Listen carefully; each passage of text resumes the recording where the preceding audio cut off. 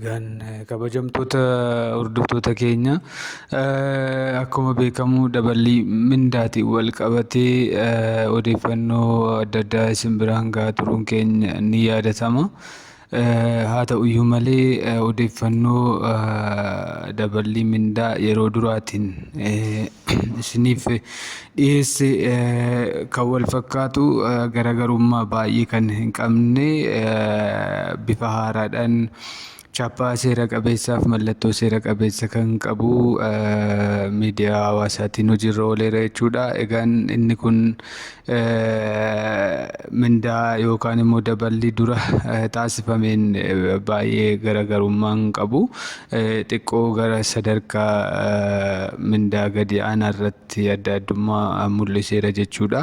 Haa ta'uyyuu malee mindaa olaanoo irratti keessaayyuu hojjetoota 10,000 ol nyaatan irratti fooyyee qabeessa jechuudha. Kan ani dura isiniif kennirra fooyya'aadha waan ta'eef kan dura gadhiifame viidiyoon yookaan immoo daballii mindaa dura gadhiifamee wal qabatee garaagarummaan inni mul'ise baay'ee kan hin taane ta'uu isaati. Kanaaf kan dura isiniif dhiyaate garaagarummaan xiqqoo mul'achuu isaatiif of kalchaa jecha egaan ammas inni kun xalayyaadhaan hin deeggaramne haa ta'uyyuu malee mallattoo seera qabeessa akkasumas chaappaa seera qabeessa waan qabudha waan ta'eef isarratti hundaa'uudhaan mindaa jalqabaa 4,760 irraa kaasee hanga 21,000tti kan jiru parsantii isaa akkasumas immoo hamma dabale fi ga'umsa yookaan immoo mindaa haaraa amma irra ga'uu qabnu adda baasee isiniif dhiyeesseera jechuudha.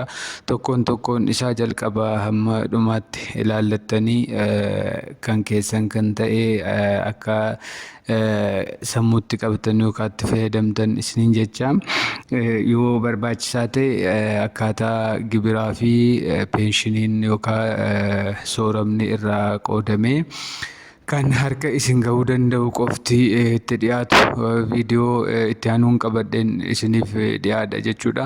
Haa ta'uyyuu malee viidiyoo kana keessatti